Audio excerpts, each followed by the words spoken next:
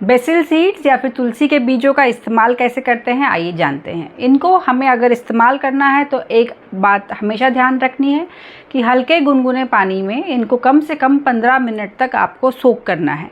और वह कैसे करना है, आपको एक पूरा ग्लास पानी का लेना है और उसमें आपको 1 चम्मच जो बेसिल सीड्स हैं या जो तुलसी के बीज हैं वह डालने हैं और कम से कम 15 मिनट तक आपको उन्हें डिप रहने देना है। या तो आप इनका सेवन डायरेक्ट उस पानी के साथ ही कर सकते हैं, और अगर आप इनको किसी और चीज़ में डालना चाहें तो आप उन्हें छान लेंगे और छने हुए जो आपके जो फूल जाते हैं ये तुलसी के बीज, उनको आप अपने दूध में डाल सकते हैं, जूस में डाल सकते हैं या नींबू पानी वगैरह में किसी में भी डाल सकते हैं।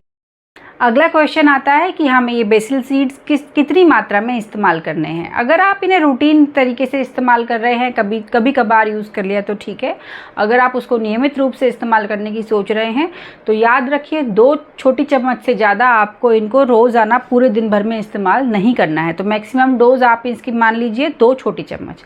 अब इसके साइड इफ़ेक्ट भी हो सकते हैं, बिल्कुल हो सकते हैं। किसी में इसके साइड इफ़ेक्ट इस तरीके से नज़र आते हैं, जैसे आपको डायरिया हो गया, पेट में दर्द हो गया, सर दर्द हो गया, एक्ने हो गए, तो उन लोगों को इसका इस्तेमाल बंद कर देना चाहिए। अब अगर हम ये देखते हैं कि इसमें कई बार लोगों को लो ब्लड शुगर भी हो जाता है, तो उनको भी ध्यान रखना है। अगर ऐसा हो रहा है तो वह इसका इस्तेमाल ना करें। अब ये क्वेश्चन आता है कि यह किन लोगों को अवॉइड करनी चाहिए, बेसिल सीड्स का इस्तेमाल किन को नहीं करना चाहिए या किन को सावधानी पूर्वक करना चाहिए।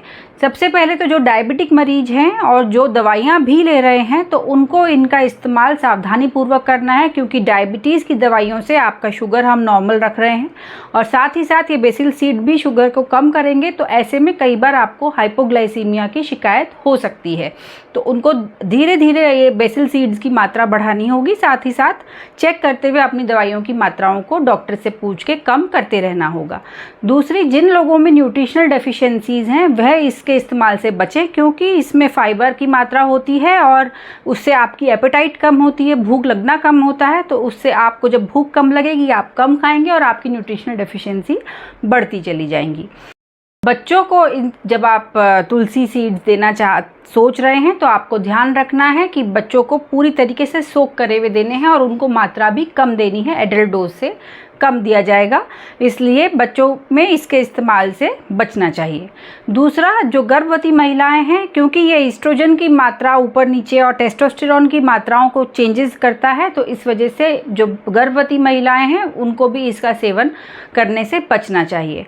और अगर आपकी आने वाले कुछ दिनों में सर्जरी होने वाली है या हाल फिलहाल में आपकी सर्जरी हुई है तो आपको बेसिल सीड्स का इस्तेमाल नहीं करना चाहिए, क्योंकि बेसिल सीड्स में एंटी क्लॉटिंग एबिलिटी होती है, वह आपके शरीर में एंटी क्लॉटिंग इफ़ेक्ट लेकर आता है, जिससे कि आपके घाव में से ब्लीडिंग बढ़ सकती है। इस वजह से उन लोगों को इसका सेवन नहीं करना चाहिए। तो ये जानकारी मैं आपके लिए लेकर आई थी, आप इनको अपने जीवन में शामिल करिए और हमें जो चेंजेस होते हैं उसके बारे में ज़रूर बताइए।